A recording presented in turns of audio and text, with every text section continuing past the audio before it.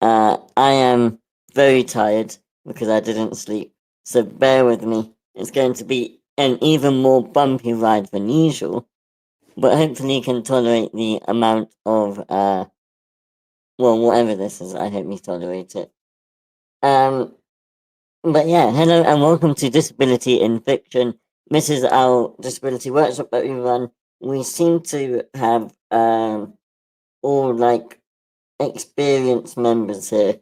So I will speedrun this PowerPoint because we have done it a few times, to say the least.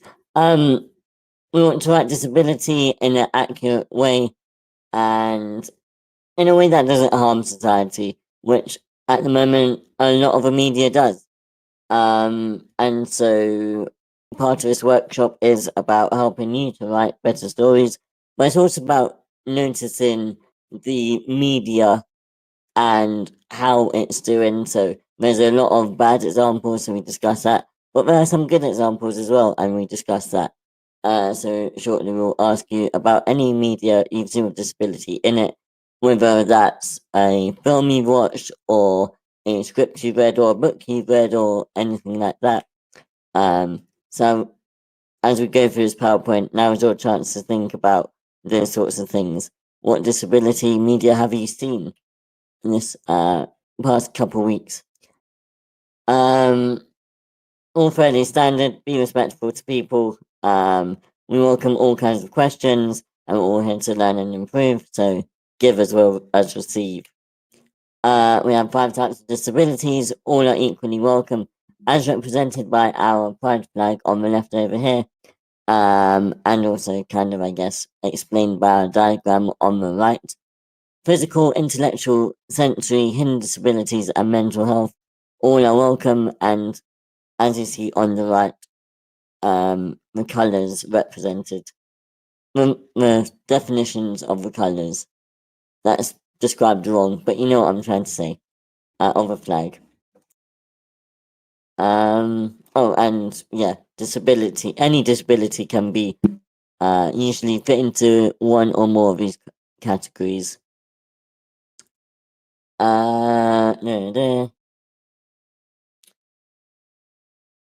Yeah, so we want to review disabled characters in existing media, particularly novels and short stories because we are in WordCamp, but also we'll also look at comics, audio drama, screenplays, fanfics, basically any sort of media that you can show us. So yeah, I said books or TV or film, but if you've listened to an audio drama or read a comic, you know, you're more than welcome to share too. Yeah, disabled characters in your story, and 4% sensitivity reads. Next week's disability in screenwriting, when we really focus on TV and film and screenplays. We don't have a prompt at the moment. We can't let the feedback channel go dead. We will bring it back at some point, I promise. And I'll finish with our disclaimer.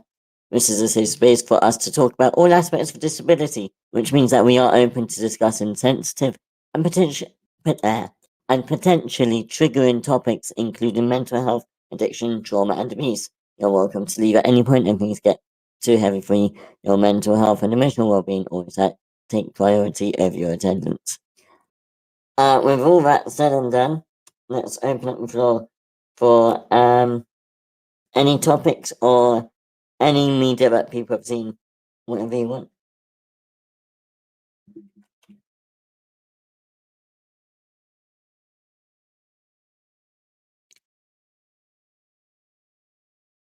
Does it have to be something I've seen, or maybe can it be even something I'm working on? Oh yeah, something you're working on. That's cool. I've kind of revived this really ages-old idea that I had in my head for the script that I was attempting to write. Mainly, I did it because these characters have been living rent-free in my head for, I'm not joking, over 15 years, so they are quite developed. So I was like betting on just knowing how they function. And one of them, on paper, sounds like a frickin' pity party. He is albino, and he has severe congenital muscular atrophy. God, that's a mouthful.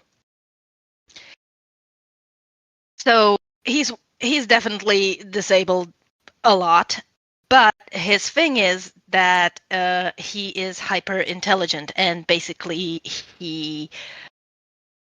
he's very important to everyone around him, mainly because if there's a problem or if there's something that needs to be explained or, so to say, dumbed down, because he's also good at that, that's who you go to. And like from how I've done him in the past, I feel like people even forget that he's disabled in the first place.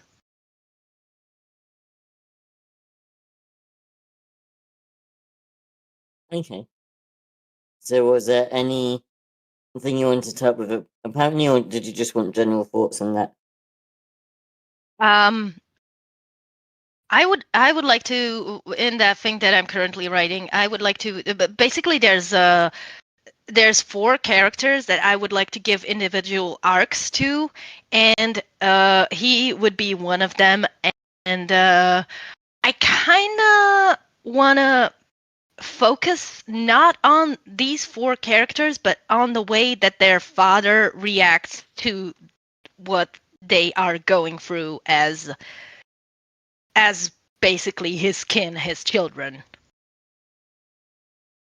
So I don't know. General thoughts, maybe. Okay, cool. Does anyone have any thoughts on what we've heard so far? I want to clarify something.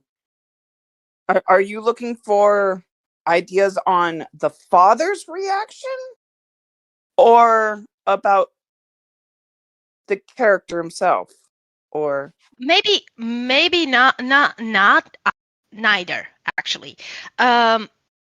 So what I'm looking for when I'm done with the story, I would like your feedback on whether or not it sounds good. And if I, like I said, I'm not disabled myself, not physically anyway. If you don't count my knees, that hurt permanently. But it's like I kind of want to make not the struggle, but the plot point to be around this boy's disability, but not like oh, this poor little thing, but like something that the father has to overcome or work with, so to speak. And kind of what I want, mainly because the father is supposed to be the main character and the boys are his supporting cast in developing his character. I would like him to come out as like understanding and growing as a person. So I kind of want to have this moment where he overcomes some sort of obstacle to do something for this kid, but not make it preachy like Make-A-Wish Foundation, some bullshit, you know.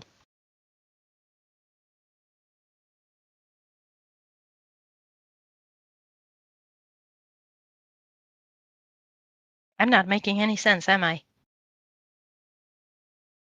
I think you're making sense. I think I just want more specifics. So there's a father of 2 boys. One of these 4. boys, four boys. Oh, sorry, 4 boys. One of these boys is albino, who is super smart And has severe muscular atrophy. and has severe muscular atrophy. Okay. So his thing is he can't go into the sunlight because he'll literally burn to a crisp, and he can't move on his own for like a prolonged period of time. So my question is, like, that I still don't know who these characters are. I don't. Okay, we have a physical description, basically, or I kind of want to make it like a family drama type of thing, like maybe a little sitcom-y, like have the funny moments as well, but kind of make it centered around the family life, basically. Well, I personally love family drama. That is mostly of what I kind of write in the relationships between families. So I'm all about that. I'm just not quite understanding who they are. So the father, like, what kind of a dad is he? What kind of a person is he? I guess I'm asking because I don't know. There's so many different types of fathers that just describing a father doesn't tell me anything. Is he a loving, nurturing father? Is he a standoffish father? Is he a guy who goes and works 16 hours a day to struggle to pay for to take care of his family? Is he a single dad trying to learn how to become a parent? What like In I one want word, he's trying. That's the TLDR, but mostly he's got these. He's a single father. Yeah, he's alone with these 4 boys. They're adolescent, and he basically he's learning as he goes because he started off as younger where he had severe anger issues, and he also has a history of his own father being kind of a dick. So I he has this mentality like I can do better. I have to break the cycle, and he has to work through like his impulse to yell or hit the wall or something, to just like take a breather and say, okay, we messed up, but we can work through it. And he's basically trying his darndest to be what he didn't have.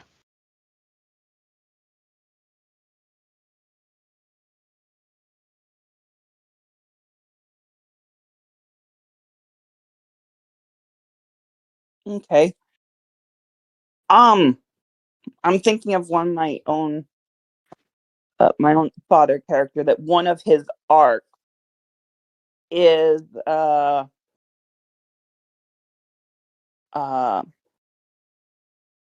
his 2 sons are complete opposites for each other, and he realizes that he can't raise them in the same way. Like, a punishment that works for one doesn't work for the other.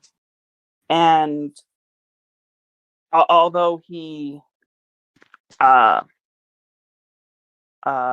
like, one is very sporty and athletic, the other is very artistic, and he struggles to connect with any kind of artisticness, and thus favors the other one unintentionally. Like, is there like some kind of dynamic like that like there's unintentional favoritism? There's one's sons he connects with more than the others?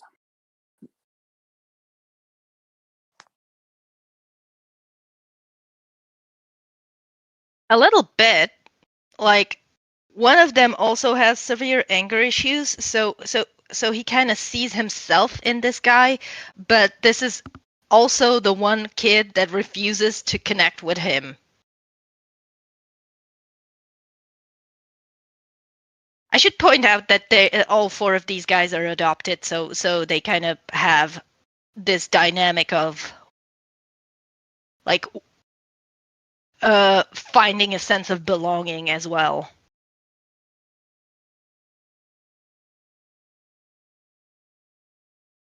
Is there a sense of "you're not my real dad" energy going on?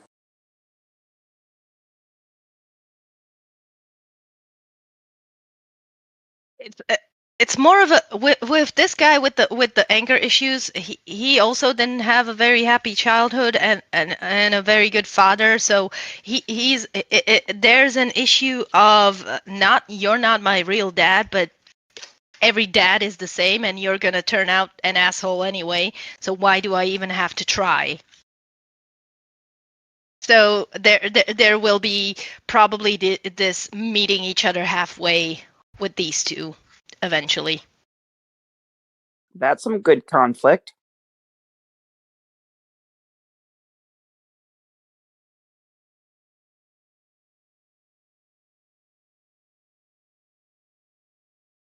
And the one that I've actually written my script about, because I took one of the boys and wrote basically a free act structure type of deal, but it's short. It's my first script, okay? It's not gonna be super good, but I feel it's better than I expected it to be.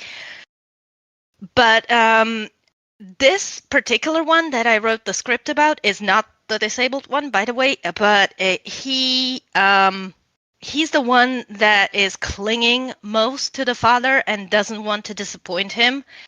And the conflict arises where he starts thinking that he did.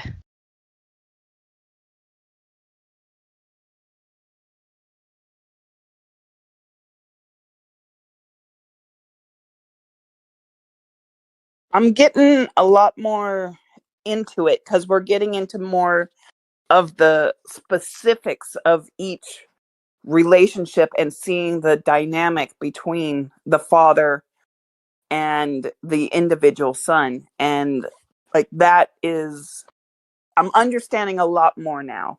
And I like what I'm hearing.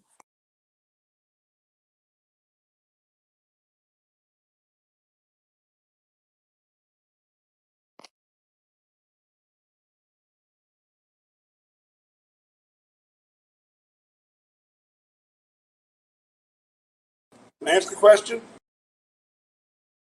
Shoot. Was this script you were talking about yesterday or the day Yes. before? Don't get rid of this. It sounds pretty interesting. It sounds really interesting.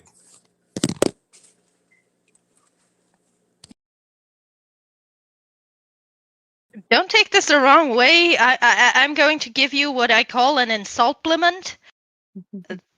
That's huge coming from you.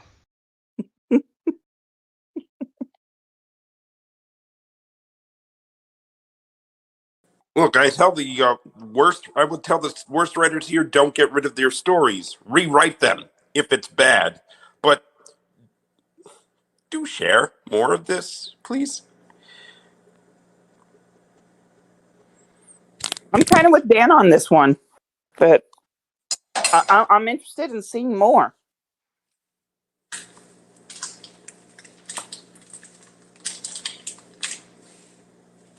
Well, I kind of wanted to show it off tomorrow at the Queer Writers Group. I didn't want to go for showing off anything here because the disabled character has like 6 lines and is not really doing anything of substance in this particular piece. So I didn't think it was topical. Always topical.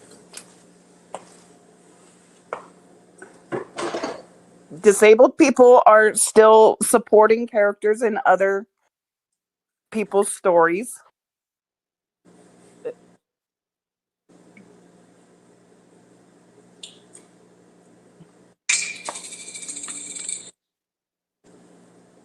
So Yeah.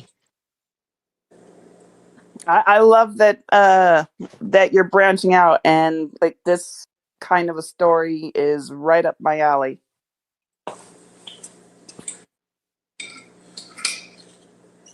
Also, there was a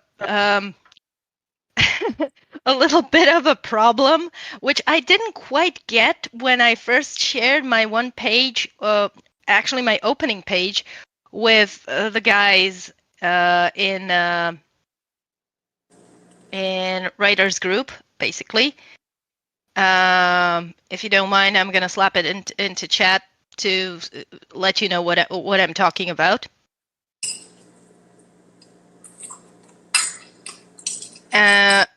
Basically, they told me not more than, "Oh, the poor dog," and I didn't get it. I needed more context than, "Oh, the poor dog." Okay. And it wasn't until I let a friend of mine read the script, and he completely disregarded the plot, the everything. He focused on that first page, and he told me that Sean comes off as an abusive dick to the dog, which was not what I was going for. I was trying to convey that the dog ignores the threat because the dog knows it's empty.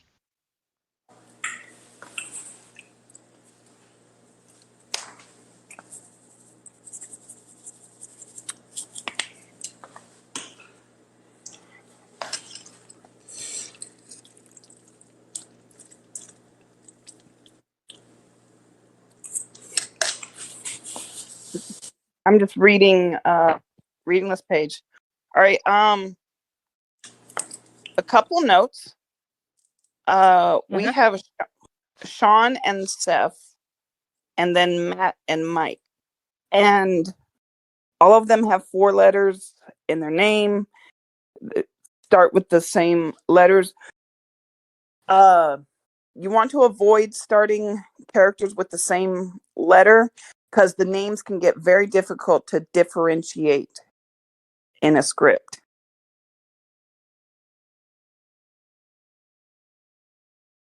I get that. I actually know that, but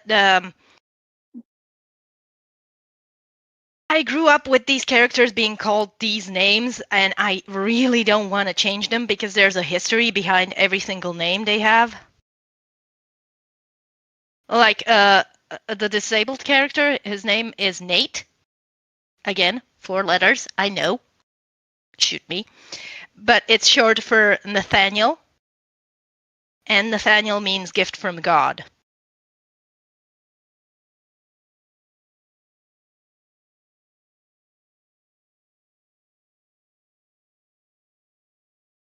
I think the names would be less confusing if you maybe went for a little more longhand, like if you went Matthew instead.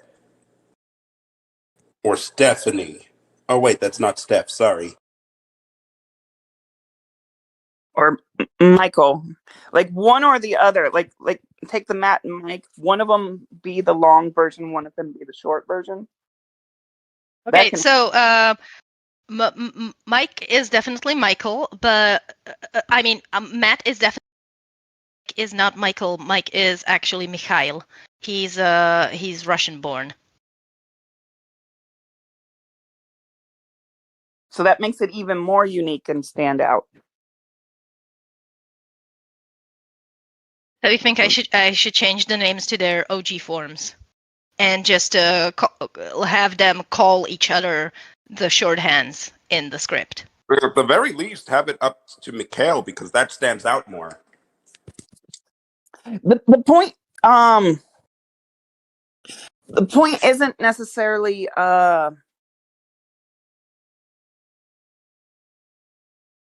one of the really difficult things about writing is the clarity, getting the vision you have inside your head out to where other people can see a similar vision. Like as you said, someone mistook what you were intending with the relationship with the dog. And that's one of the things that makes writing an art, is how difficult it is to weave those words so that you get the intended effect on the reader, and to communicate that without actually telling them what that is. And that is one of the reasons why writing is an art. Absolutely. And I will put in here I don't know if we have this here. CBV, maybe not. Clarity, brevity, voice, in that order. First and foremost, the I understand 2 of those words.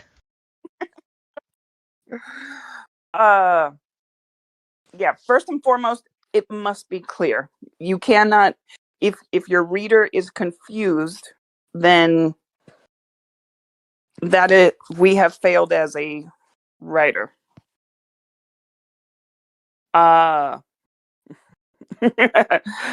Brevity, keeping it short, using as few words as possible, and yet brevity. That's from brief. Okay. Yes. And voice is your uniqueness. That is the least important thing. Still important, but it's not nearly as important as the first 2. But clarity is absolutely most. Age issue. What, Dan? Late stage. Late stage. Yeah. Voice is a late stage issue. Anyway, I've been talking a lot. I don't know. I've been very, very talking. No, it's good stuff. It's good stuff. Does anybody else have something to say?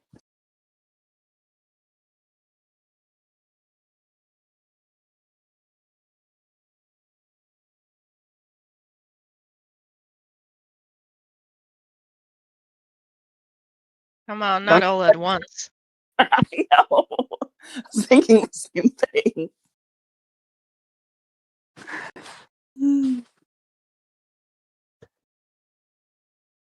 Well, I'm intrigued and be happy to see more.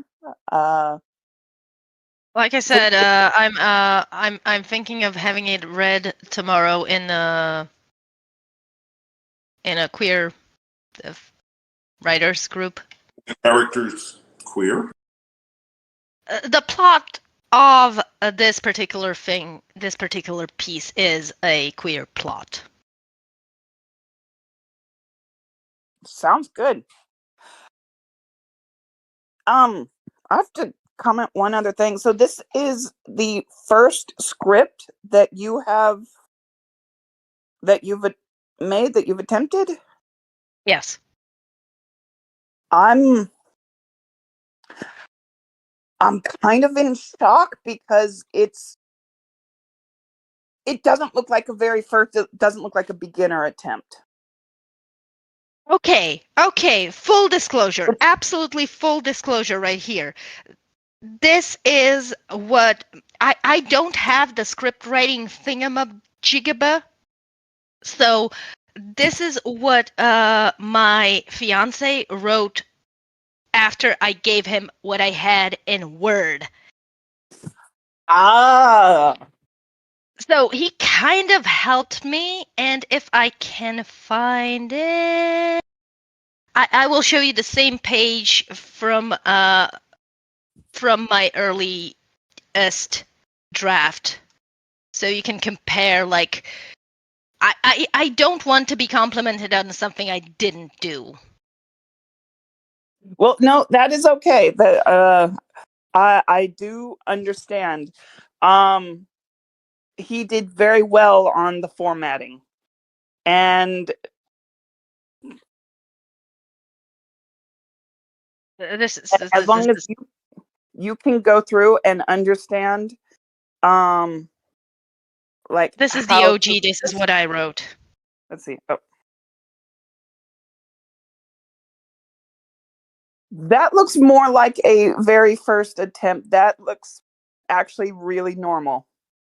Ooh, except you've got plug lines. Those look actually very good.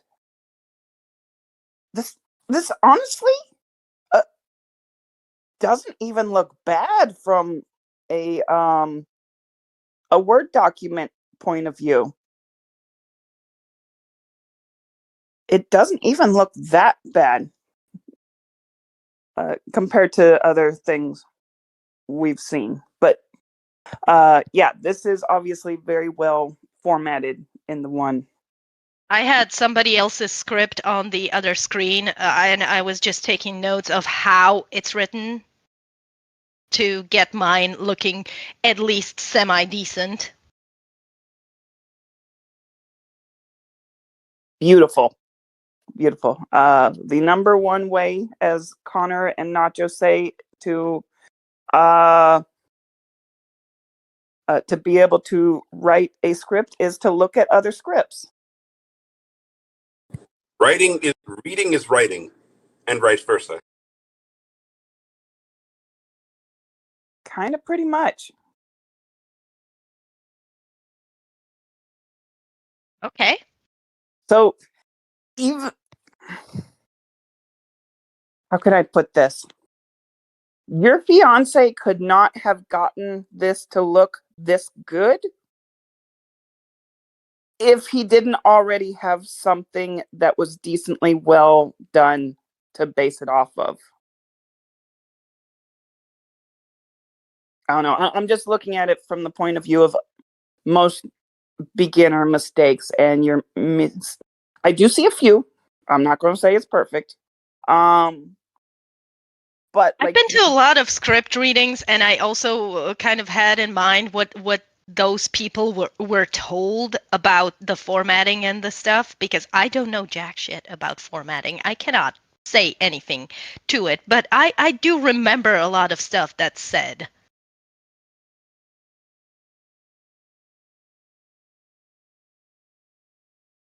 Like, in my head, the car that Sean drives is a blue Ford, but I was told not to put like brand names into scripts. So I changed it to a blue hatchback because that's like what sounds like a family vehicle to me. Oh, that's just That's nitpicky stuff. that is really nitpicky. Like Stuff. if the director looks at that and says we can't get the rights to Ford, they'll be like, okay, we'll just hey, anyone want to lend us their blue car for a little while? Oh,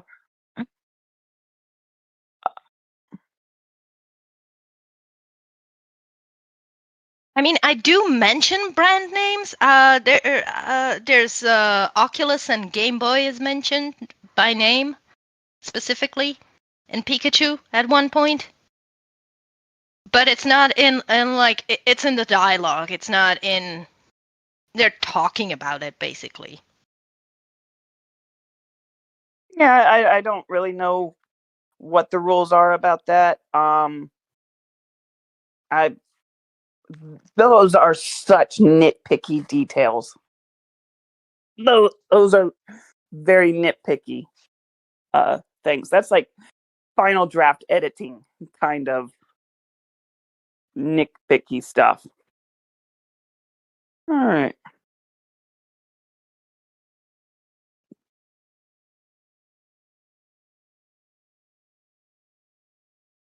Oh, to be careful.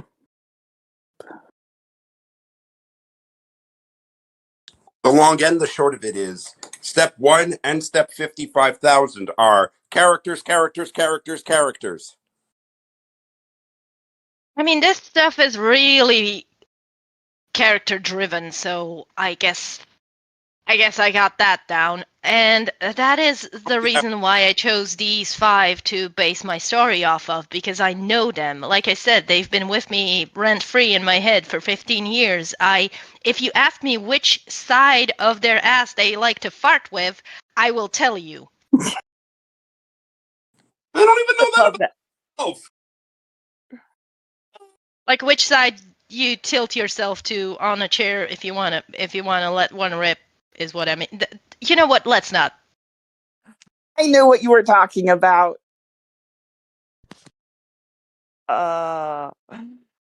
That's actually a really There's good book. actually a point where I try to characterize them by how they ate spaghetti. Just by a show don't tell type of deal. Where is it? Okay, it's probably here. Uh-huh.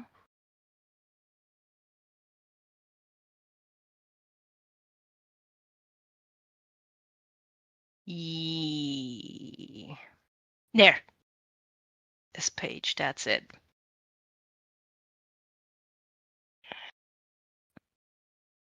Okay. So, Found it.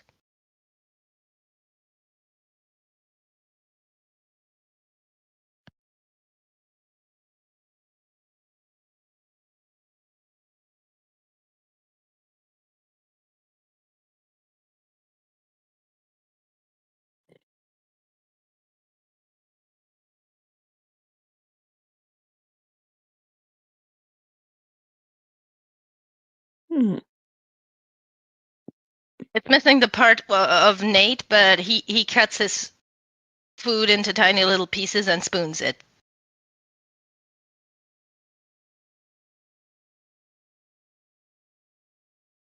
Spooning is not the correct word to use here. That's something different. I meant eats it with a spoon. He doesn't spoon his food. That would be weird.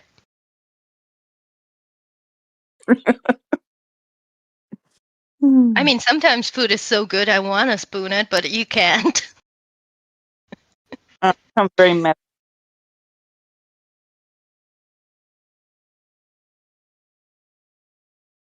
I'm sorry. I am making stupid jokes because I am very nervous. I am showing you my metaphorical tits. I am scared.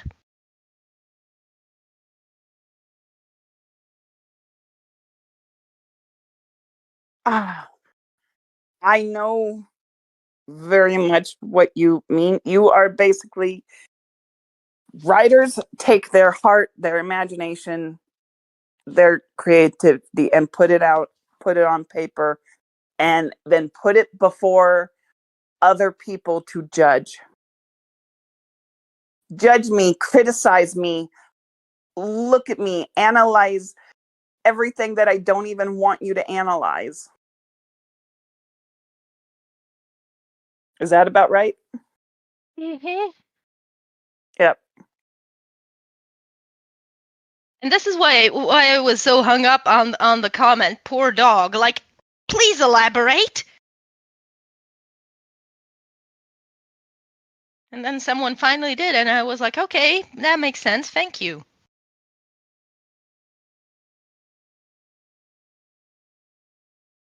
I am flying by the seat of my pants, and I am flying straight into a flagpole.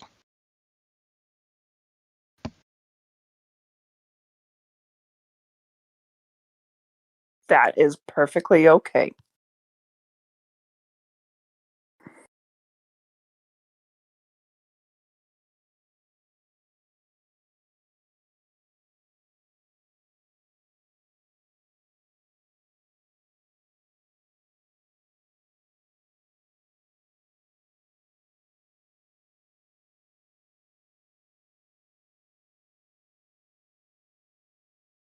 So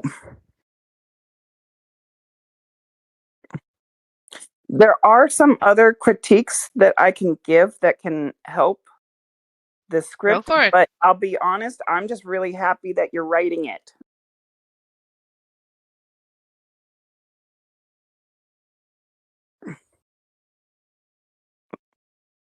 Okay.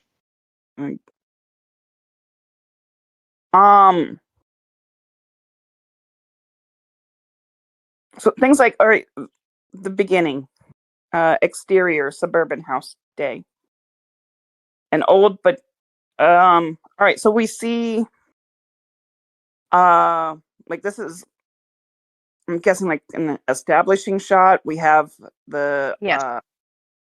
the car, the house.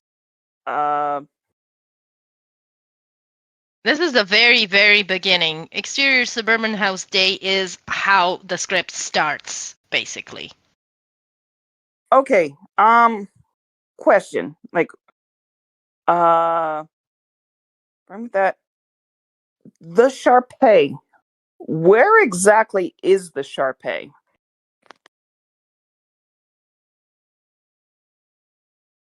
Is it sitting on the porch? Is it laying on the porch?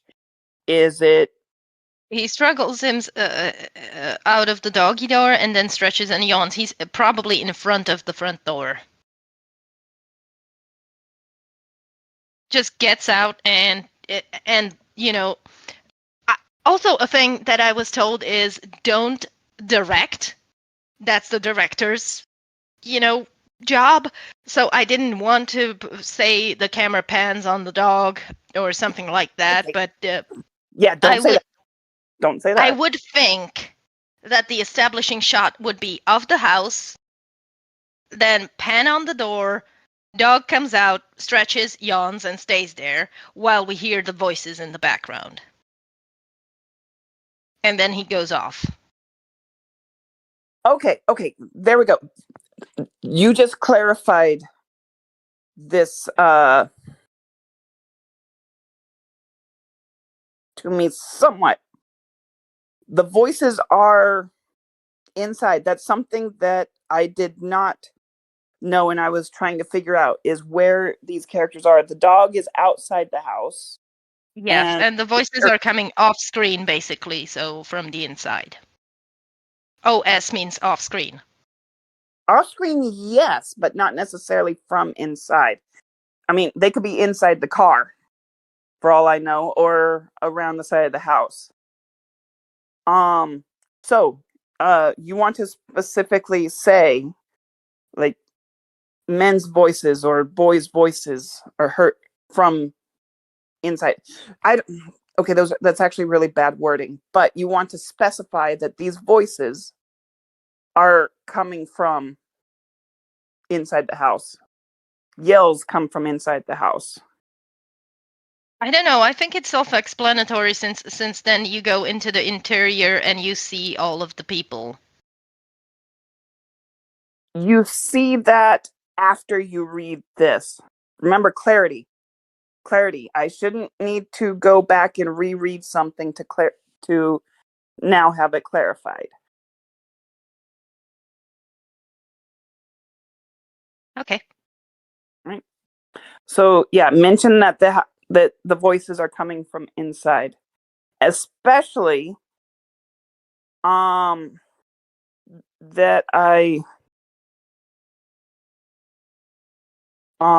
Sean says, "You rotten flea bag," but the dog is already gone. The dog is already he wiggled out of the doggy door. He stretches and yawns. So when Sean says, "You rotten flea bag," who is he talking to? Would he not say like that rotten flea bag? I should have made a throw rug out of him because the dog is no longer in the room with Sean.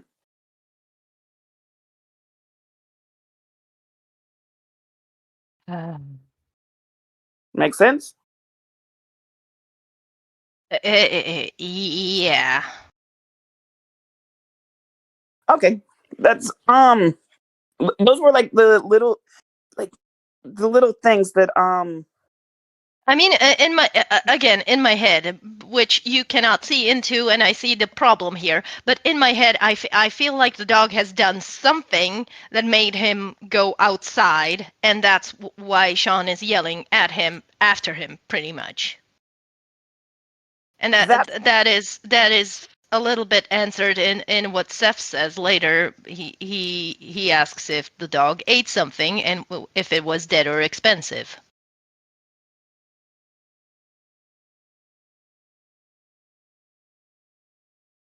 right, I get that. And I absolutely got that part from there. However, with Sean saying, "You rotten flea bag, I should have made a throat rug out of you," then it sounds like he would actually be looking at him, at the dog. He's yelling directly at the dog, but the dog is not even in the same room. Have you ever like seen a mess that somebody else made? You knew exactly who made the mess and you just yelled at the mess as if it was the person or animal?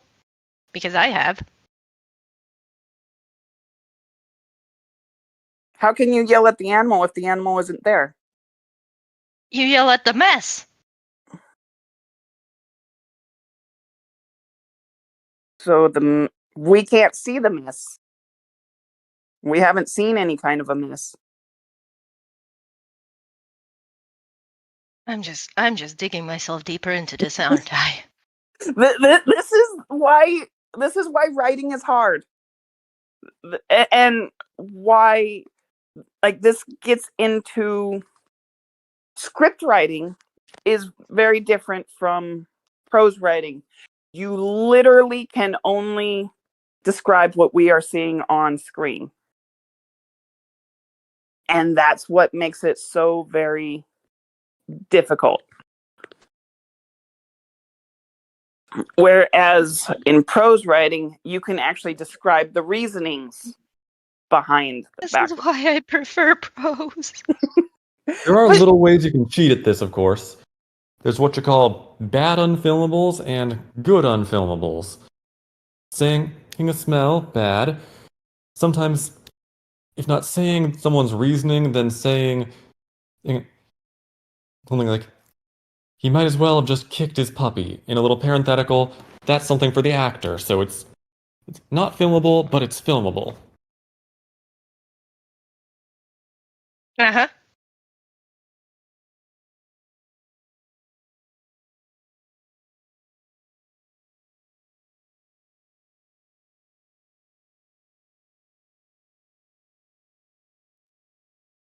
That is, his point is exactly right about the unfilmables. All I can say is writing is art, and it's really hard. And it takes practice and practice and practice and practice. And you've already got the formatting basics. So you already have a good start.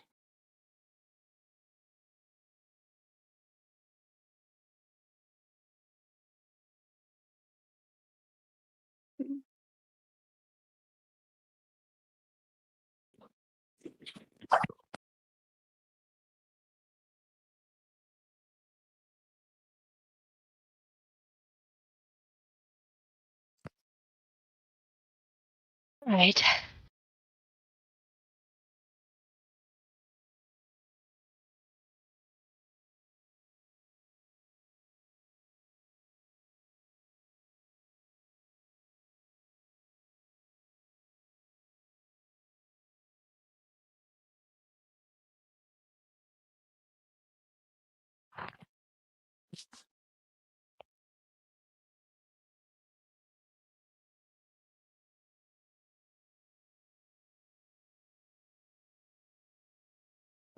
Mm. I understand what you are saying. I hear your words, but rationally, I hear your words. But irrationally, I'm thinking it's not the best, therefore it's worthless, and I need to go cry in the corner right now. Because I'll never amount to anything. I'm trying to power through that. I know you think that's a feeling that's unique, but it's really not. It is okay to go have a cry in the corner. It is okay to do that. And honestly, I want to go and crawl in that corner with you and hug you and say that it's okay. So if you want to have a cry, that's okay. Also know that those feelings that you are having, they are real to you, they are not real to us. We don't see the worthlessness.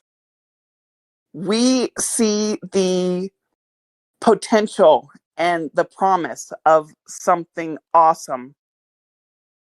And we want to kind of like, just kind of, okay, think about bowling. Think about bowling. You're the ball. Your script are the pins. We don't want that ball going to the gutter, so we're going to be the bumpers, and we're going to try to bump you back in the right direction so that you can knock down all the pins. Does that make sense? Like, You have probably made just the worst analogy ever, because the bumpers are there to push the ball into the gutter and keep it there. No, he is here trying to tear you down. I know that. I am my anxiety is tearing me down, not you. It's fine. You're fine. I'm not saying that you're tearing me down. I am powering through my feelings right now. So basically, what I am hearing is that you are a damn good artist who wants to care about their work and puts their passion into their work. That's what I'm hearing. And also, if it's not good on the first go, it's not worth doing. That is not true. That is not true. I know that feeling. I know the thinking. That thing is not Who's true. your favorite writer? Harry Pratchett. Yeah, his writing wasn't good on the first go either. One you never saw. Exactly my point. You I never kinda- saw it, but it was probably not good on the first go either. Well, everybody says if you want to start reading Discworld, don't start with the first book, because the first book is kind of shit compared to the others. If you think the first book is bad, I bet the first draft is worse. I mean, the Color of Magic isn't bad. I like the Color of Magic. It's just it's a drag, is what it is. Oh, I'm trying to make a point here. My point that I'm trying to make is this is a drafting process. This first version is not the last version, and if it is, then that's a writer problem, not a story problem. I tell you, there's a lot of writers here that I'm trying to say, keep rewriting, come back to your work. Let's see. What this was supposed to be is a proof of concept. I set out, I put on the Hernando hood. I said to myself, can I write a script that is semi-decent? And the answer is yes. That my exact thought. The answer is yes.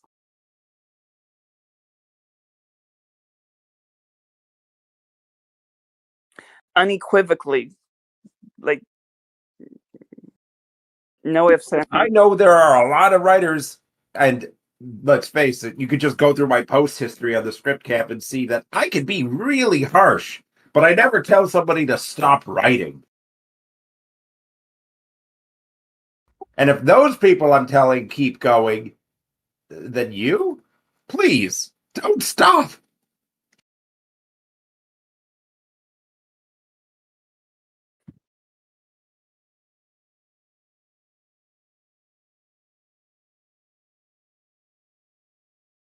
Where is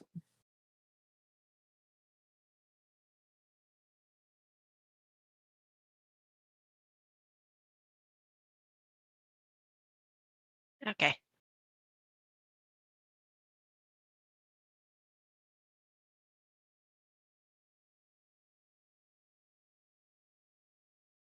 we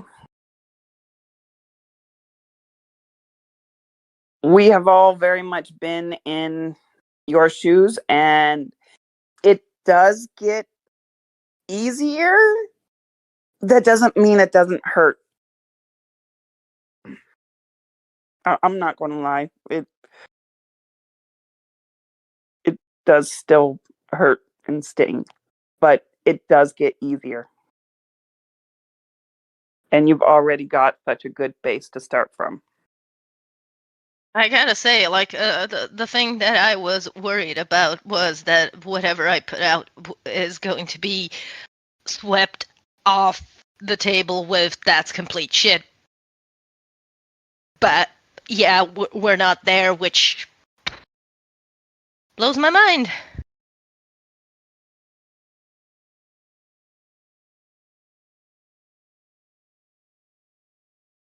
It's definitely not shit. It's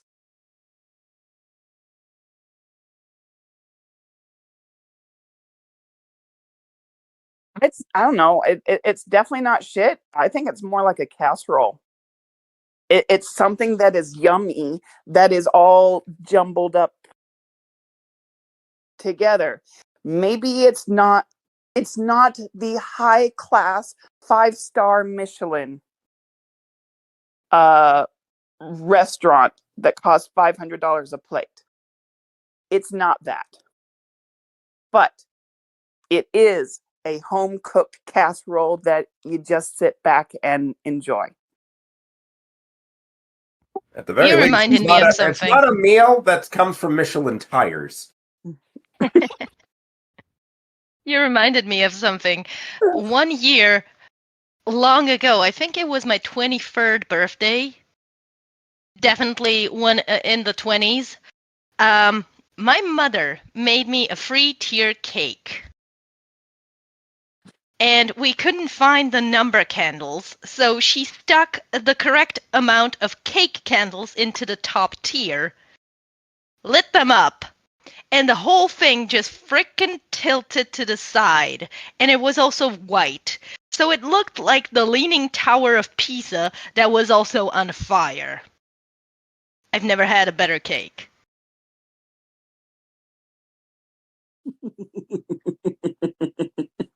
And I think my script can be that cake. Yes. Yes. And the only way to get it there is to keep working on it. You give up now, you're never going to get your tilting cake script. That is the perfect. I think that's a great analogy right there.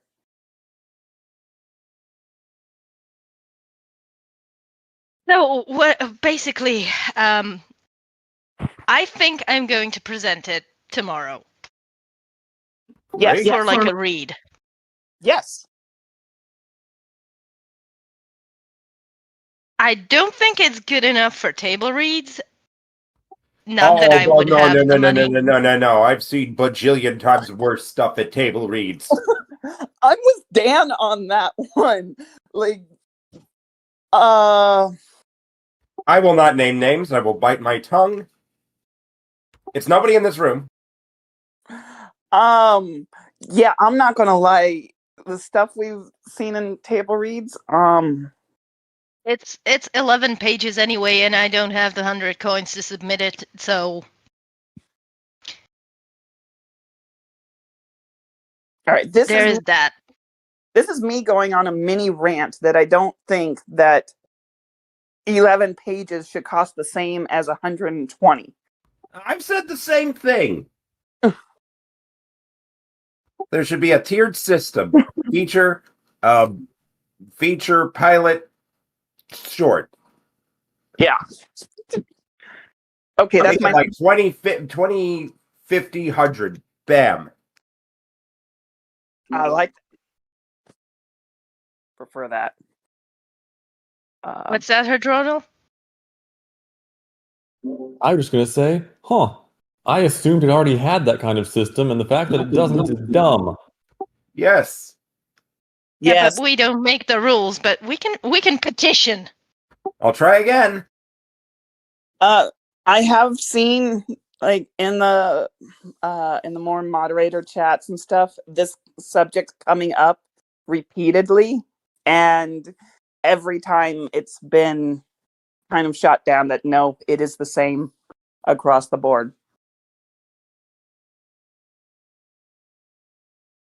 when it's asking for different amounts of time and attention and therefore different things.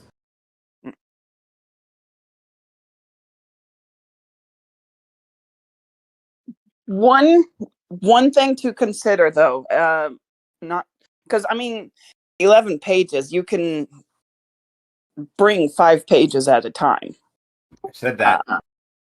So, but yeah, but up to page 5, not a damn thing happens in there, and it cuts off mid dialogue. So what do those first 5 pages do for the story? If they don't, they're not exact. They're not precise. If your scene goes into a 6th page, nobody's going to be like rubble. They'll stop at the end of a scene. Yeah, it's more of a scene cutoff than a page cutoff.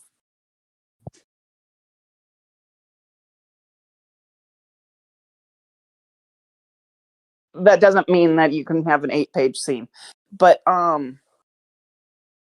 Yeah, so the scene, they tell you scene that you actually shouldn't have. does it. Sorry. They tell you really shouldn't have an 8-page scene. Okay, yeah, a scene. Connor said that a scene should be no more than 2 pages, something like that.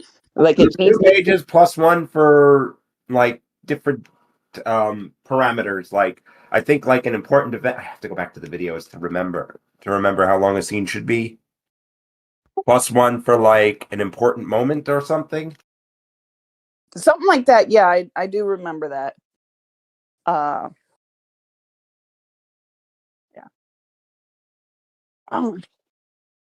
However, something that I will mention, I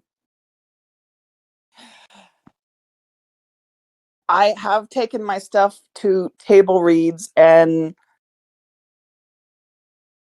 the feedback wasn't even that harsh. It wasn't all that bad, but it hurt, and I didn't write for a couple weeks. Was this after you wrote the Centaur thing? I did write the I don't remember. I thought that seemed almost unanimously everybody thought it was great.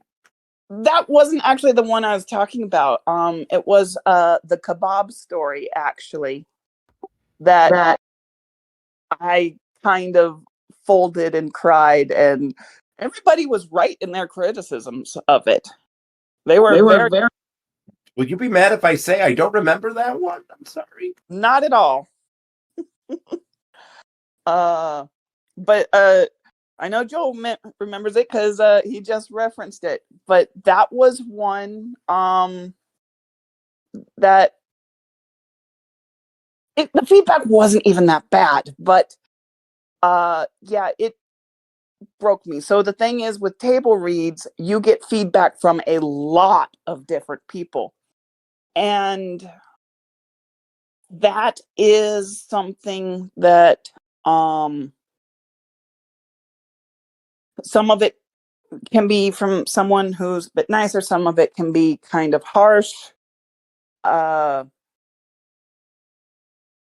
It's really good to be able to see things from many different perspectives and get feedback, but I'm not gonna lie, it can hurt.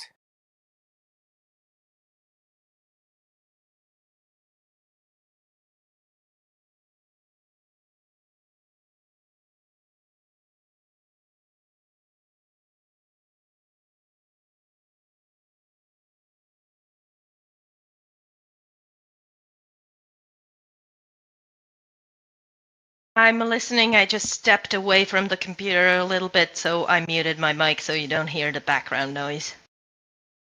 That's fine, no worries. I was also sort of here, but not quite, and now I am back. Well, I've just been rambling on nearly this whole time, so. No worries. Should we open up the floor again and see if anyone has any other topics?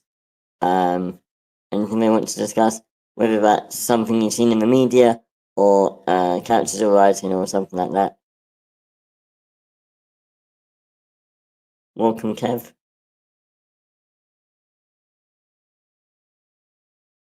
Oh, if nobody has something, I do have something. Yeah, go ahead, Willow. But like, I'd love to hear from somebody else. I don't want to take over the whole time, so. Any,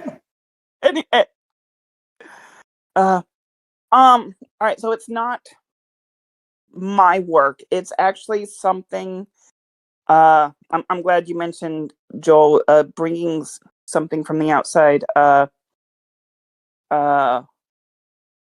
Oh, I actually thought that was okay. You heard my dad. Well, bless you to Joel, Dad.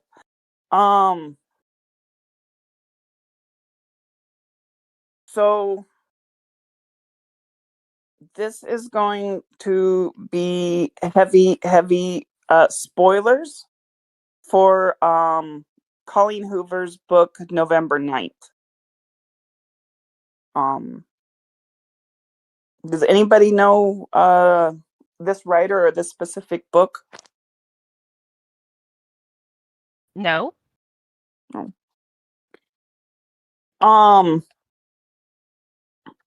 So Colleen Hoover has written a bunch of books. They are romances, but they tend to be very toxic romances or toxic relationships that are played off as romances, kind of thing. And this one in particular is all right, so I have a question. Does it is it like playing it like self-aware, or is it playing it straight like 50 Shades of Let's Not?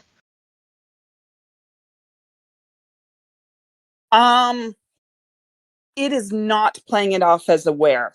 Like, if you read this book as a thriller or a suspense kind of a thing, then it's a good book. But if you read this as a romance, this comes off as disturbing and yeah, I think I don't know much about 50 Shades. I do know, like, it's like Twilight kind of thing. No. The problem with 50 Shades is it misrepresents the BDSM community as somebody forcing you into having your ass spanked, basically. It's like you don't have consent, but that's okay because I'm hot, rich, and powerful. So it's okay if I'm abusive. Yes, Me, it makes basically perfect glorifies sense. abuse. Yeah. Yeah, basically glorifies bad behavior. Yes. And this one in particularly, this particular book deals with disability as well. So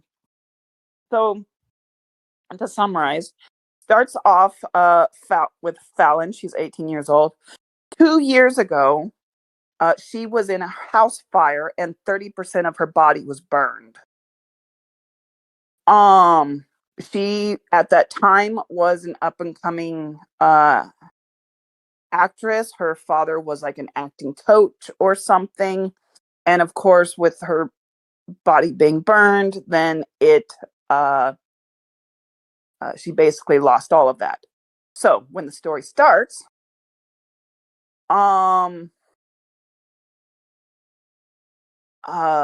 she is moving off to New York to try her luck at Broadway. But before she leaves, she meets this guy named Ben. And they end up kind of getting a bit of a friendship kind of a thing. But she's leaving. And they basically decide Well, every November 9th, we are going to meet up and update each other on our lives. And we have like this homework of things that I need to get done in the year, kind of thing. All right.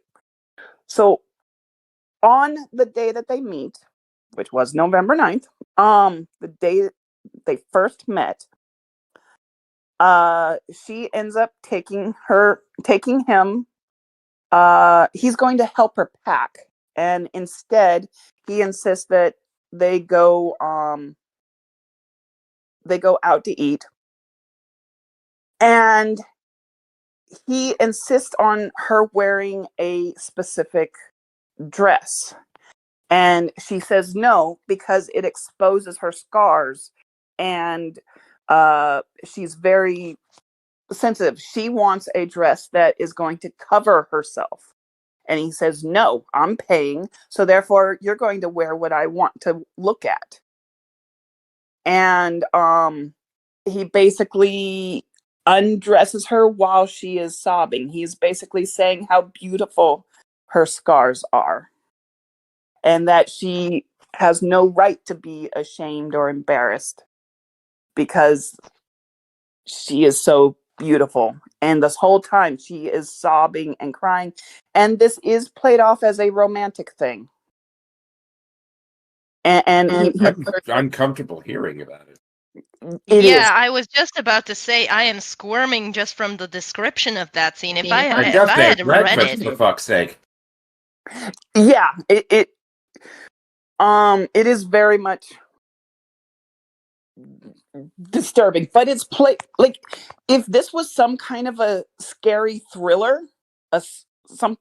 then I think that would be a great horrific scene. But it's not. It's played off as an actual romance. And he is showing her beauty despite the scars, and he's helping her to overcome. And I don't know, it's just bad. Anyway, so a year goes by, and they meet up again. Not as bad as before, but okay, fine. And so, like 5 years, they get together, and this whole time, he has been writing a novel. He is basically writing down their experiences for his romance novel. And so at the very end, she gets to read his manuscript. And that is where we find out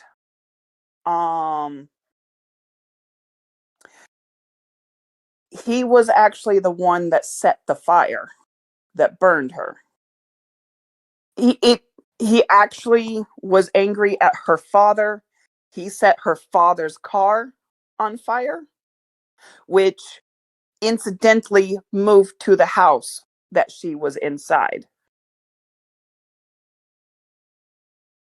And the story is portrayed of his guilt about burning her is greater than her experiences. And she realizes his guilt and the pain that he has been through. And she even says, you have been through more than someone your age could stand. And then she goes and they live happily ever after together, basically. Things that are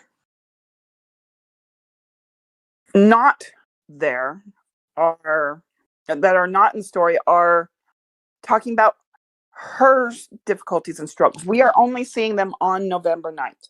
It jumps from November 9th to November 9th. So we don't see the struggles that she has when she's trying to get a thing on Broadway. We don't see things like maybe they only want her to play the monster character, or or any kind of discriminating things. During that time, she gets 2 boyfriends, but they're both just kind of pushed aside for him. And that's kind of a thing I've seen in a couple different books, kind of thing. It is that, one, forgiveness of someone's actions means that now they're going, that like everything is forgotten and now we're going to be lovers. And that is absolutely wrong, big time. I gotta take note of what the author's name is. This is the only story that I know in depth. I know that she, like, most of her books are red flag, toxic, bad. I want to find this woman and I want to punch her in the face. Like, literally, she is officially on my hit list. There is a big line, and she is popular amongst like the middle school, high school crowd. That is worse. That is so much worse. Like, that is somebody you should not be preaching this to because they're impressionable. Exactly. Yes. She deserves to be hung by the neck. I said what I said. I thought I was fucking morbid. Get your own job. Get your own lane.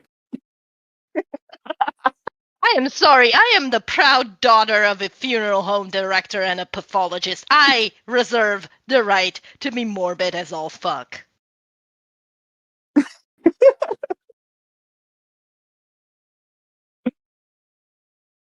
There is, and I am also very angry at this. Like, the way you were describing the scarfing. Actually, I am fully aware that I never shut up about my fiance, but here's the thing. I hate being called beautiful. I hate it. I hate it with all my guts. 1, because I don't think I am. 2, because I think that's a very subjective thing to say. And okay, maybe the sun shines out of my ass for somebody, and for somebody I am ugly as all fuck. And that is a preference and opinion. And yeah, let's not go into that. And 3, 4, I think that there are more things to me than my looks. So, the one thing that I really hate when my previous boyfriends have said is, "You are beautiful." I would settle for "you're beautiful" to me, but every time my fiance comments on me, he calls me huggable. He calls me things that are not the dreaded B word. And this is why I'm marrying this guy and not any of the other people. Like, this is reason number 1449, but yeah, it's up there. So that's the thing that I remembered when you were talking about the scarfing. Like, how dare he? How dare he push her? How dare people say that's romantic? That's not. That's vomit inducing. I want to find that offer. I want to go into her house. I want to read that book, and I want to barf into her lap from reading that book. Demonstratively.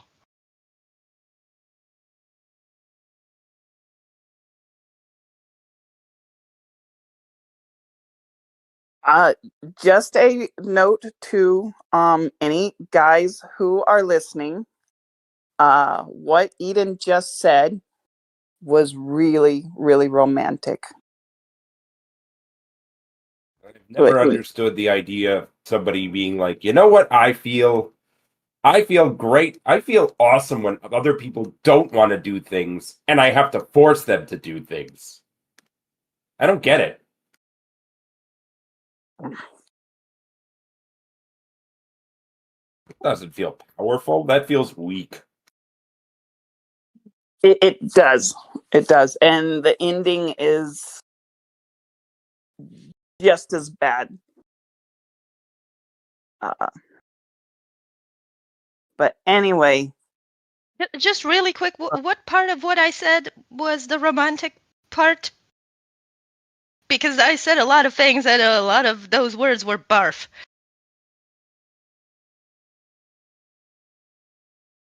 You talking about your fiance and how he makes you feel, and that was just really, really romantic. This Mando.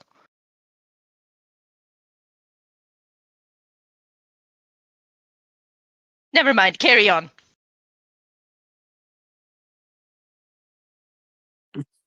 I'm full with you on the beautiful thing, because somebody says that to me and I don't believe them one bit. But anyway, yeah, the point is that this book seems to be more about fetishizing a disability, fetishizing the burns, and then it does feel like halfway through they've completely forgotten about the burns. Like, we never see her complications of living with these burns. We do see her shame in the beginning, but not like her life living with them. And he the guy says how much he is eaten up by the guilt of what he did, but he never actually pays any consequences. He definitely committed arson, but he does not go to jail or no legal consequences. He violates a restraining order again that she put against him. And all of this is played off as if it is actually romantic. And yes, it was written by a woman. So that's just something I wanted to bring. And that's just worse upon worse upon worse. Yeah. So this particular book really just stuck in my craw. And you read this recently? I will be honest, I have not read it. I watched an in-depth review about it and then thought, oh my gosh, like, there's no freaking way. And so I watched about 10 more reviews and nope, they were all the same. And none of them really, the reviews talked about the toxicity and the problems with it, but none of the reviews focused on the disability aspect of it. Well, because I don't think anybody really talks about treats burn victim as a disability. I've never really seen it used as a topic much, and I know it is one. I think I've seen it in one media somewhere. Have you seen the movie Paid Forward? Yes. It has Kevin Spacey in it. I know what we think about Kevin Spacey, but unfortunately, I'll never read it. I'll never watch it. That's a very touchy subject. I watched it when it first came out. Yeah, it's one of my favorite movies ever, period. And I choose to separate the art from the artist in this case because I bought it before that whole thing was a thing.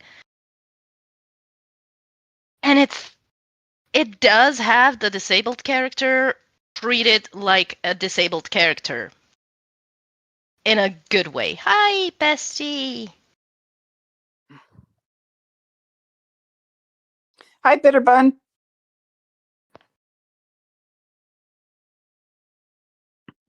You'll have to.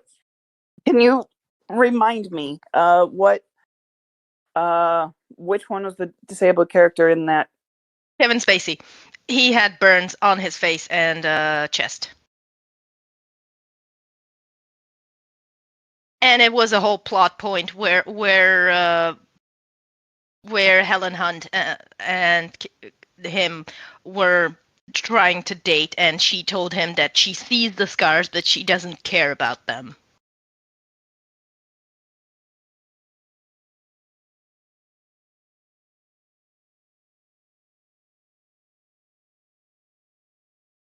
It could really be something romantic of seeing past the burn scars like that. But he has a whole wonderful little monologue where she goes, "I don't care about your scars," because she sees his insecurity about them, and then she kind of pauses and says, "Are they even scars?" And he says, "Yes, they're scars." Because they kind of could be like a birthmark type of deal, but yeah, he was definitely burned because he explains it later. He was actually deliberately burned by his father, which is whack. yikes.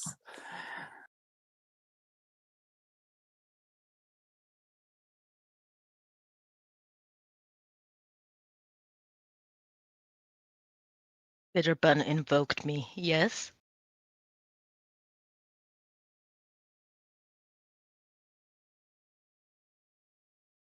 Is it just open discussion right now, or? Mm-hmm. Oh, okay.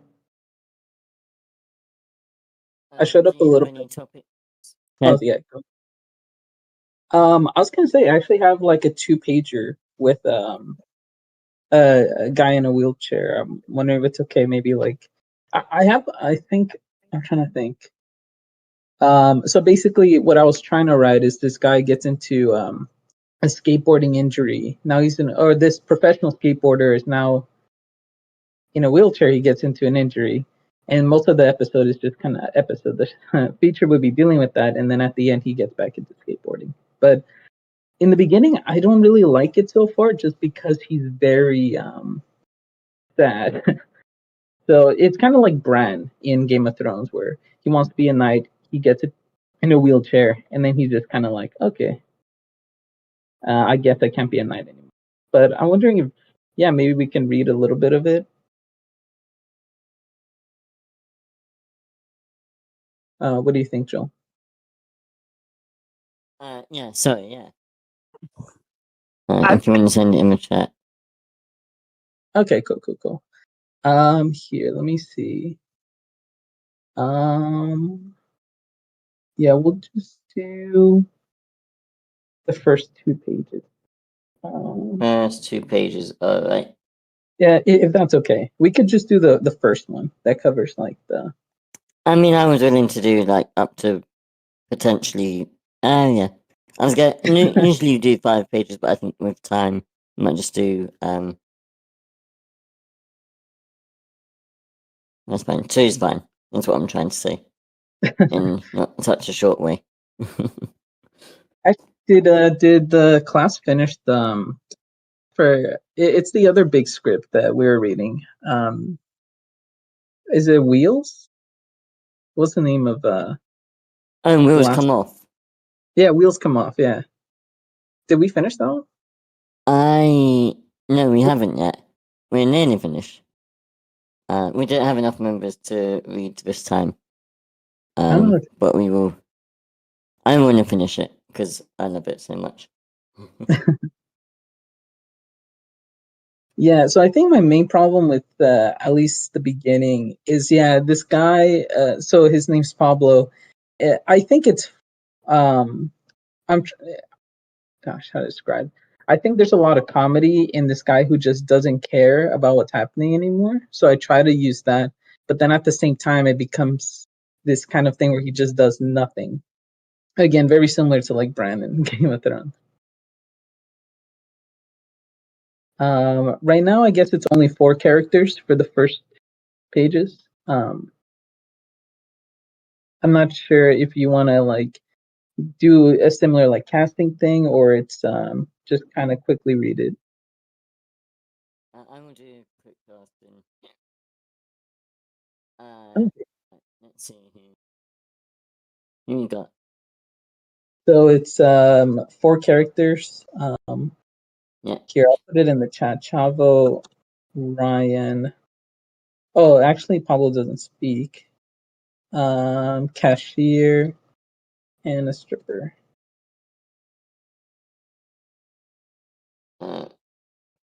Cashier, did you say? Oh, yeah, I misspelled it. Can I be Uh, the stripper?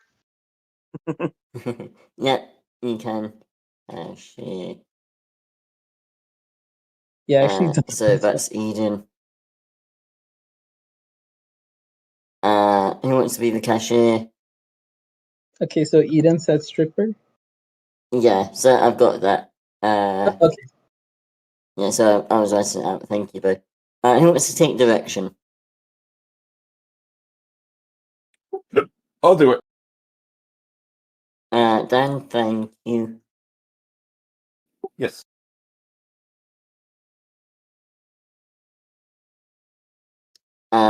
Anyone for Chavo? I can take Chavo. Thank you, Willow. I will take Ryan, and anyone for cashier.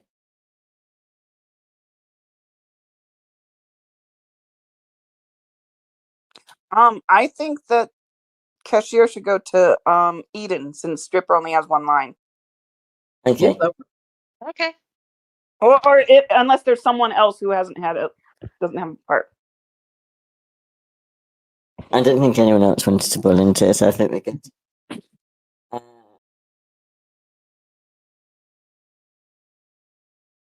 all right, cool. So dance doing direction, Eden, stripper, and cashier. Okay. So, Cool. Is my computer working okay? Yes, it is. Nice. In that case, we will start reading. oh yeah. So I think one Shortly. last. I wrote. Oh, the title's Alaska. Greetings from Alaska, but the first 2 pages are the first intro, and then the 3rd page I just skipped way ahead because I had this idea and I just kind of want to write it. Yeah, fair enough. But I think okay. And it's The working. logline is 2 friends try to cure their other friend's sadness with a road trip through the Alaskan wilderness. This is a road trip comedy feature. Dan, whenever you're ready. It begins with a skate park and a wheelchair. Exterior, California skate park, day, 1990s. The small white wheels drive deep into the hard cement. They contrast with the large black rims just ahead. Its rider, Pablo, sits in the wheelchair, fully padded and emotionless. Ryan grips the back handles. He kicks off the skateboard, accelerating, but he's nervous. They're moving fast and straight towards the half dome. Chavo films on an old tape camcorder. Keep your head down. Ryan swings his legs repeatedly. Forward and back. The half dome approaches. Time slows down. Wheelchair and riders alike are suspended in the air. Chavo is attentively recorded. Ryan is sweating. Pablo shows no emotions. He might as well be watching TV. The bottom of the skateboard has a forested mountain range with solid white letters that read, "Greetings from Alaska."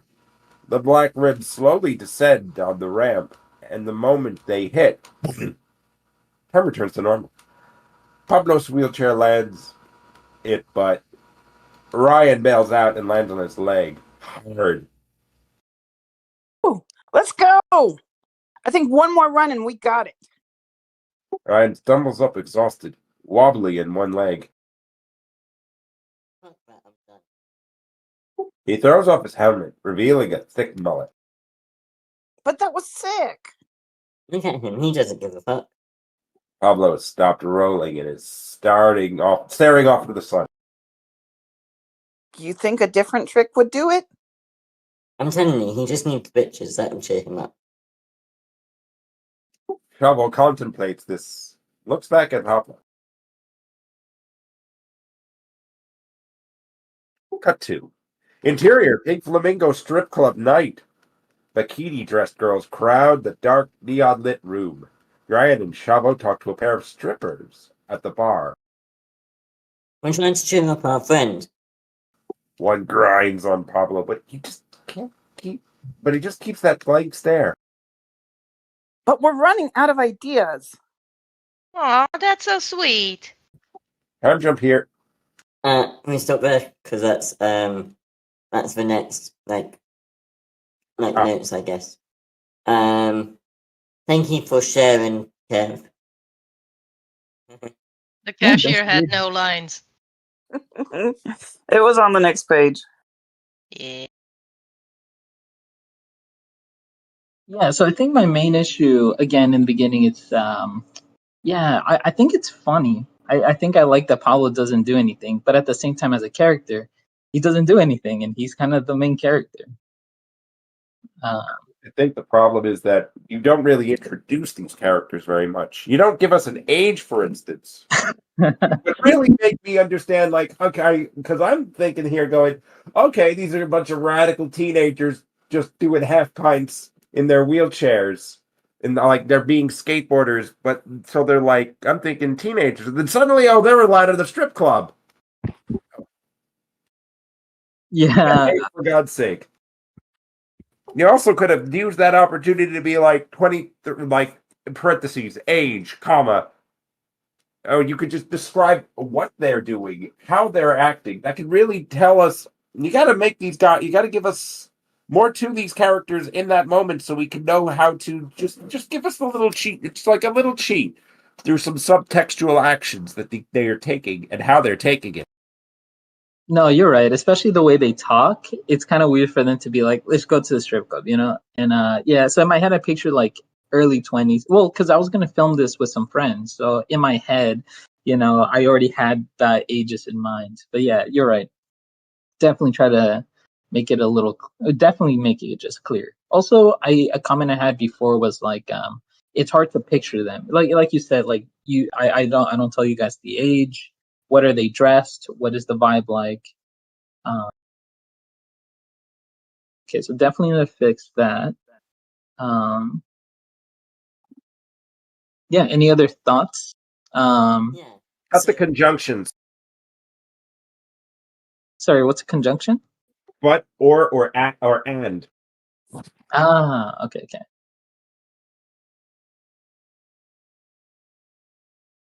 And did you want to say something, Pablo? I do use and a lot, for sure.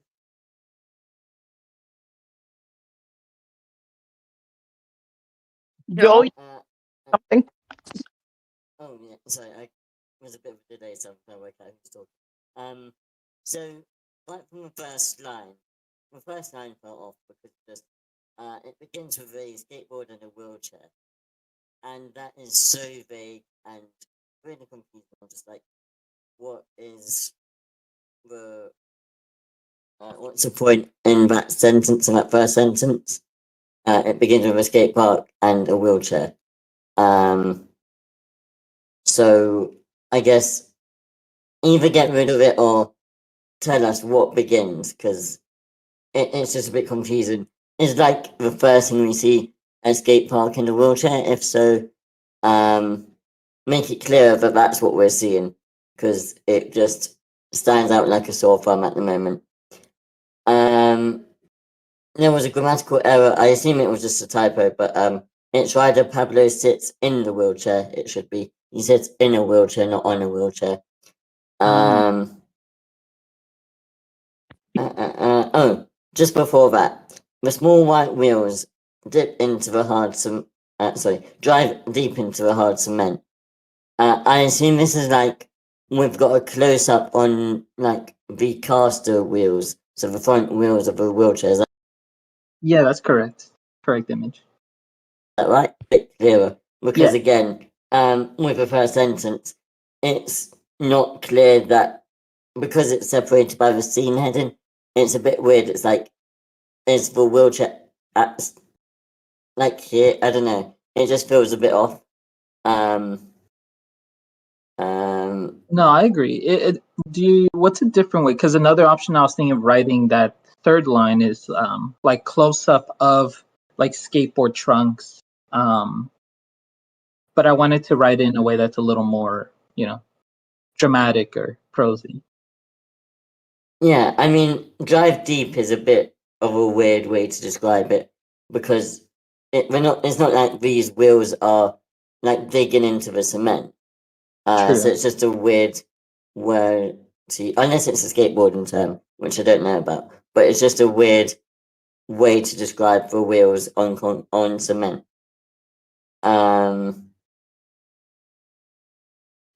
And then those wheels contrast with the large black rims just ahead. So I feel like, and correct me if I'm wrong, I'm not able-bodied, I'm sorry, but I feel like a lot of able-bodied people wouldn't immediately understand what you're talking about the hand rims on the wheelchair, so the bigger wheels. So clarify that, I guess. Maybe you can do something like, so for those two lines, you can do something like close up on the front wheels of a wheelchair or something like that. And then we pan out to see the rest of the wheelchair or, something in that way so that it's clear that we start off with these front wheels and then we're moving away to see the whole chair and we pull back more to see Pablo, the rider, sitting in the wheelchair. Something like that might just help clarify it a bit more. And also, as I say, I would put the scene heading at the front, at the beginning, sorry. Because having the scene heading split the first line and the third is a bit weird. It threw me off. No, but I like the change. Close up on the front wheels of a, skateboard or wheelchair. Okay. Yeah, and I think for the first line, I was trying to think like, how do I convey the image of a wheelchair in a skate park as fast as possible? Because first I wrote the second part, and I'm like, oh, I want to focus on the wheels, but it's not clear enough. But I guess I should just work on making it a little clearer. Like maybe a line showing the scene of the skate park, like concrete half domes, ramps, and then in the middle a wheelchair or something.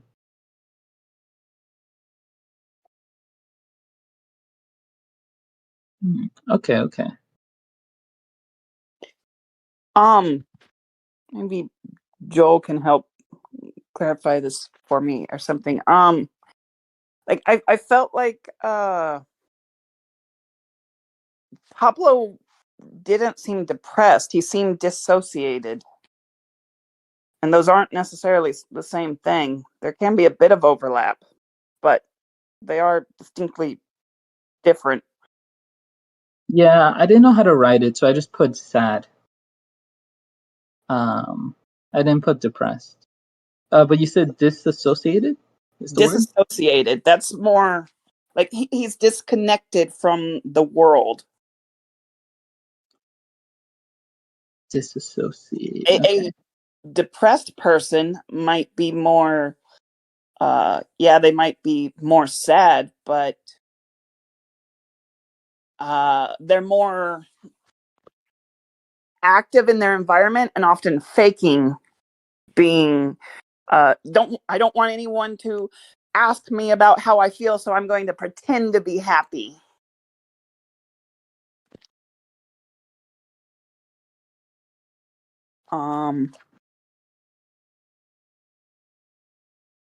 So if you're dissociated, there's two types of dissociation. One is where it's almost like you don't feel like the world is real. It's sort of like you're dreaming. Dissociation is often a trauma response or a response to stress. And most people have it to like a very low level extent, like even sometimes just zoning out is a form of dissociation. But you can get more extreme types, which are more of a response to stress or trauma or something like that. So one is called derealization, which is where you feel like the world isn't real, or like it's really hard to describe to someone. If you have dissociated, you'll know what it's like, and it makes more sense to you. And then depersonalization is where you feel like your body isn't real. It's sort of like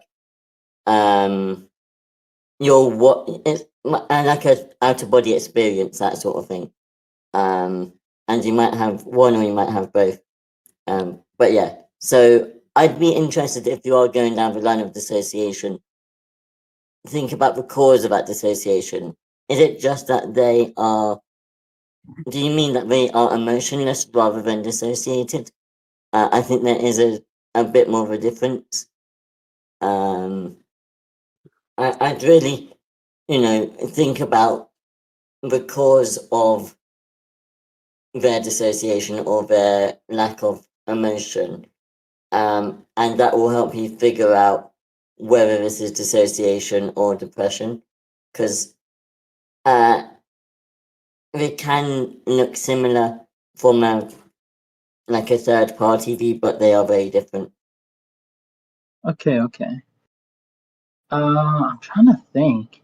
So are these, like, for example, like depression is very difficult to get out of, I think. Is disassociation or dissociation similar, where it's like once you're kind of stuck in that mentality, it's hard to be pulled out of it? It's a very different thing in that way. It's how can I best describe it? So with dissociation, it tends to be more of a long-term thing, but you would have more episodes of it rather than a continual. I can't really say that because it can be very different. I'd say do some research. I can't speak too much about it because I'm not an expert. But I will try and do some research as well, and I'll try and get back to you on that. Okay. But yeah, I guess the note too is like Pablo's only going to be like this for like a total of maybe, I'm trying to think, 10 pages, not that long, and then he'll become slowly more active. That's what I'm thinking. That's what I'm imagining. So I don't. Honestly, I don't know how to write that. I just put kind of just sad instead of depressed or dissociated. I see dissociation. Oh yeah, go on. The thing that made me think it was more like some kind of dissociation was like he had absolutely no response to something that would be terrifying. Like as if he is not in this world, being pushed down a hill, down a like the half dome, would be absolutely petrifying, especially if like he's been injured before. Like that kind of natural instinct would still take over to clutch the handlebars, or absolute fear of falling out of the chair. But he has none of that, so he is completely not in the realm of reality. He's so that's what made me think that he's not he's dissociated versus being depressed. His mind is not within this realm. Got it. That makes sense. Because yeah, if he was just sad, or he wouldn't be doing that reaction. Okay. I'm trying to think. Well, in my head, he was a professional skateboarder, so like for him, it wasn't like a big deal or anything. It's just like, okay, they want to do more skate tricks, but he didn't like them like that. But I thought at the end it'd be fun if he like gets into it. But we'll see. I don't think it's so much of like that he's a professional skateboarder, because now he's in a completely different circumstance. This is something so I know this may seem completely unrelated, but in order to get my job, all new applicants have to be fingerprinted. and go through a whole background check. And one of the issues, hang on, my dog's going off.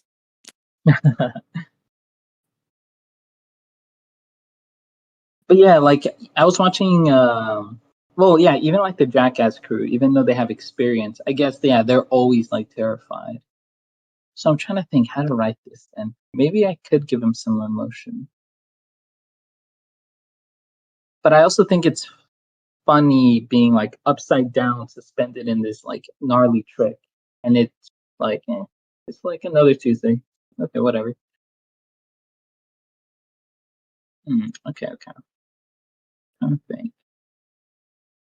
Oh yeah. So another question I think is when I was starting to write it, I had two ideas. One, to make him kind of like, Cameron and Ferris Bueller, where he becomes kind of just like this. He's just disassociated. And the other option, I was thinking I was making him a very obsessive and aggressive, not aggressive, but obsessive. Like, no, I need to. Another idea was to do like bouldering, rock climbing. Like, no, I need to climb that rock in Alaska. I don't care. So it's kind of similar setting, but just two different mindsets. And I'm still like on the fence of which one I prefer. Because I think the first one's interesting, but the second one, it's obviously more of a want, more of a desire. This guy is aggressively going for this.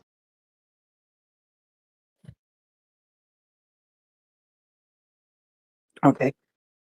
No, I'm just wondering if you guys felt maybe the second approach could be better, and it removes a lot of like the dissociation, it removes all of the apparent depression, anything of that.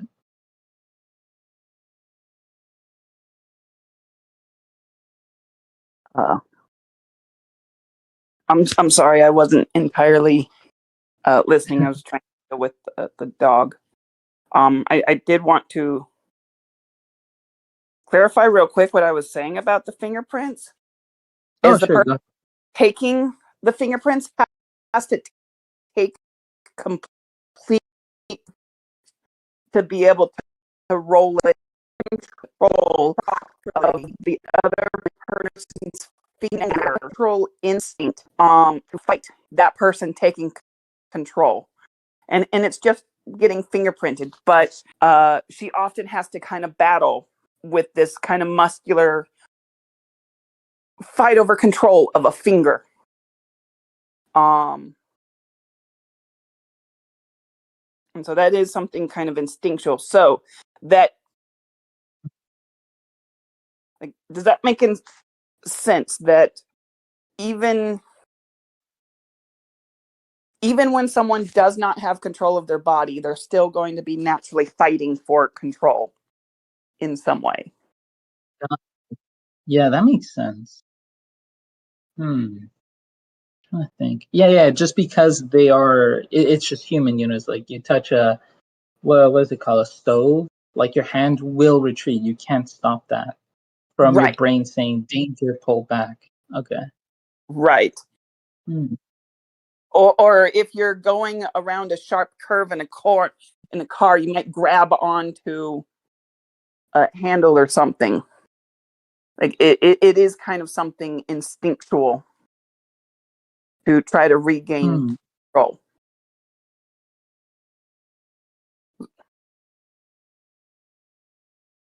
Trying to think. Let me see what else. Any other questions I could also have? But I think this is good. Think definitely, yeah, need to make it a lot more clear with the characters, what we're looking at. I'm trying to see my notes.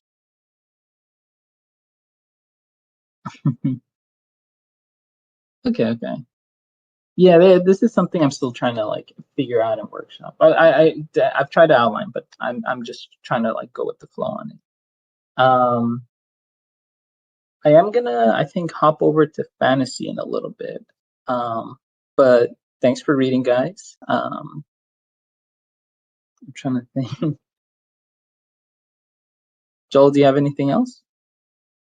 Not at the moment. I think I'll try and reread and see if I pick anything else up. and if I do, I'll message you. But thanks for sharing, and thanks everyone for coming. I'll let you get off to fantasy, and we'll see you next week in Script Camp. All right, thanks, guys. See Right, ya. bye.